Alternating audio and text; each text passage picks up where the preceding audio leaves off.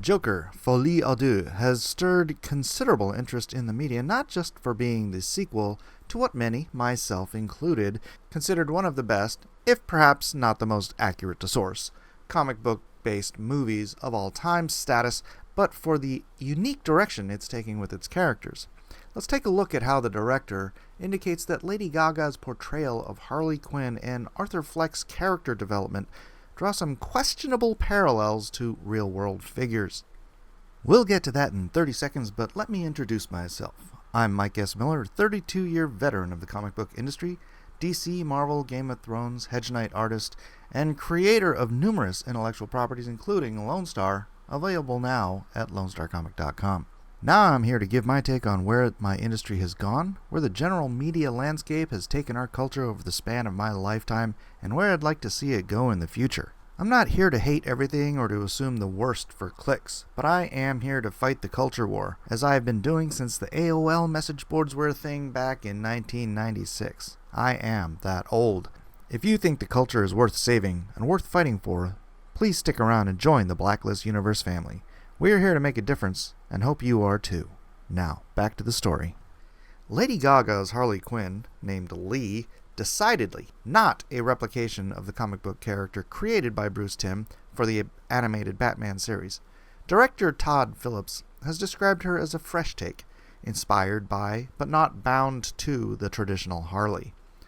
This version of Harley is seen as more of a psychological influence on Arthur, akin to how Charles Manson had followers, suggesting a deeper, more manipulative relationship dynamic that moves away from the psychiatrist-patient taboo relationship that the original character was based on.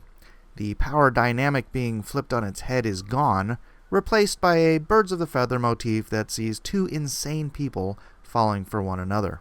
The casting of Gaga has been praised by some, scoffed at by others, with the typical Hollywood Access media insiders suggesting she might be the MVP of the film.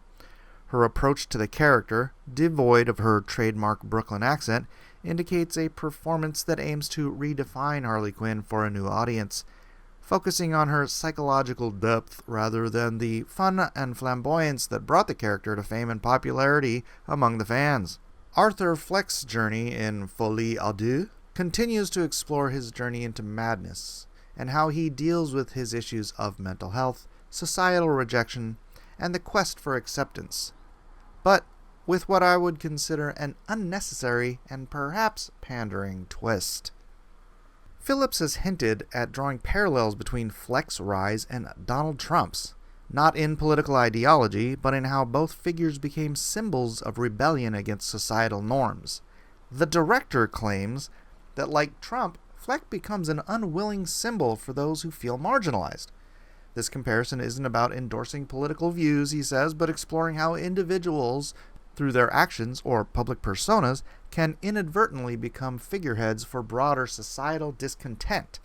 The problem with this perspective, obviously, is that Trump is perfectly willing to be a champion of the marginalized, and would lay down his own life to protect the people from the powers that control the entrenched government deep state. Fleck, on the other hand, revels in people destroying civilization in his name in the first film, making him more akin to the left, like Kamala Harris, who promoted and protected violent rioters in the summer of 2020. Another difference between the first film and the sequel is the film's inclusion of musical numbers, which aren't just for entertainment but serve as a narrative device. These sequences are part of a shared delusion between Joker and Harley, emphasizing their folie à deux, madness shared by two. This approach allows for a surreal exploration of their relationship where reality and fantasy blur. This take has been criticized by some, prior to even being viewed, which I find highly unfair. If it works, it works. And in the context of two insane people, I think it very well could.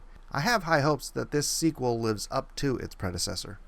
The sequel's tone, as described by Phillips, aims to maintain the dark, introspective feel of the first film, while expanding into these more fantastical elements, making it a blend of drama, comedy, and musical, which is quite unconventional for a comic book adaptation.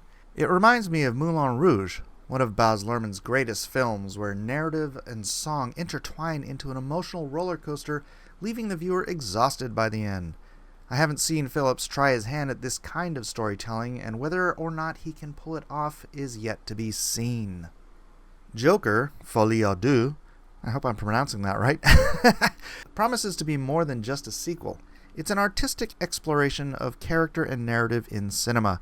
Lady Gaga's Harley Quinn alongside Joaquin Phoenix's Arthur Fleck offers a new lens through which to view these iconic characters, drawing intriguing parallels with real-world figures and societal issues, although ironically they aren't quite the target the director was aiming for. This film is not a superhero movie, point blank. It's taking known characters, giving them a real-world twist that makes it feel like this could happen in a city near you. And if you're around in 2020, you remember it kind of did. Is it a true and loyal interpretation of the source material? Obviously not.